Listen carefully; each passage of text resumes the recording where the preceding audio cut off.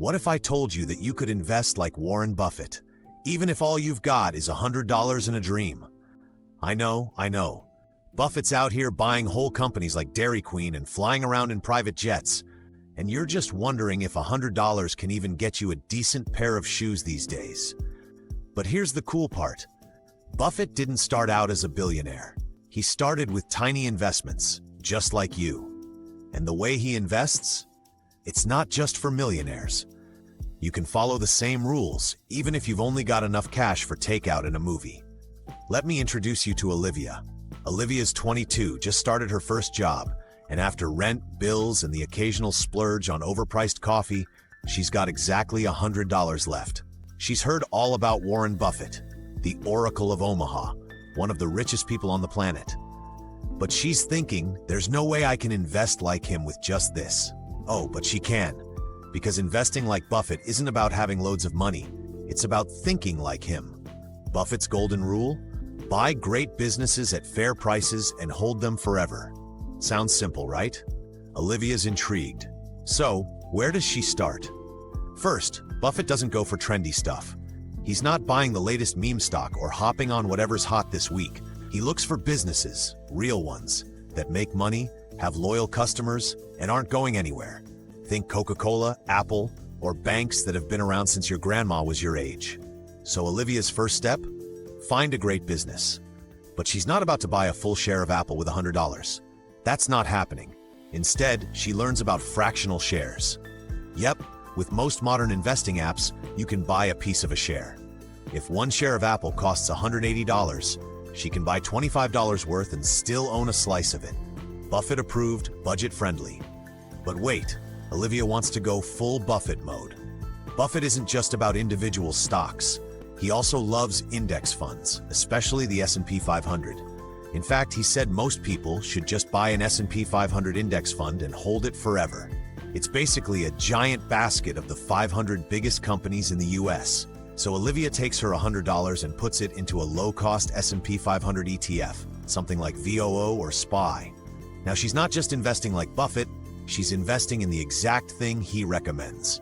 She owns a piece of Apple, Microsoft, Google, Amazon, all in one go. Boom.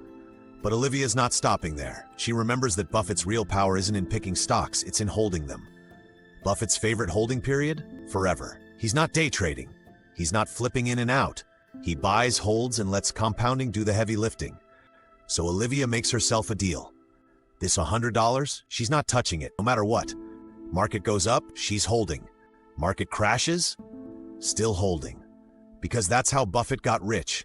Not by timing the market, but by time in the market. Olivia doesn't need to check her app every 5 minutes or read 20 financial blogs a day. She doesn't have to guess which way the market's going tomorrow. She just lets it ride. Every dollar she invests is like planting a little money seed, and every day she holds, it grows. Slowly at first, then faster. That's the magic Buffett always talks about, compound interest.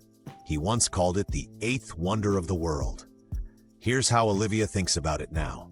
If she takes her $100, adds just $25 every week, and gets an average return of 10% a year, which, by the way, is close to what the S&P 500 has done historically, in 20 years, she's sitting on over $80,000, from starting with just $100. And guess what? She didn't have to pick the next Apple or guess when the market would crash. She just stuck to the Buffett playbook. Buy solid stuff. Keep buying, don't sell. And here's another thing Olivia learned. Buffett doesn't get emotional about investing. When the market crashes, most people freak out. They sell low, panic, and swear off investing forever. But Buffett? He gets excited. He once said, "Be fearful when others are greedy, and greedy when others are fearful." Translation? When prices drop, that's a sale. If Olivia's ETF drops 20%, she's not losing her mind, she's buying more. Because she knows the market always bounces back. Always. Buffett's been through wars, recessions, inflation, you name it, and every time, he came out richer on the other side. Olivia's taking notes. She's even getting bold. Instead of just $25 a week, she starts looking at where she can save more. Maybe she skips one of those overpriced coffees.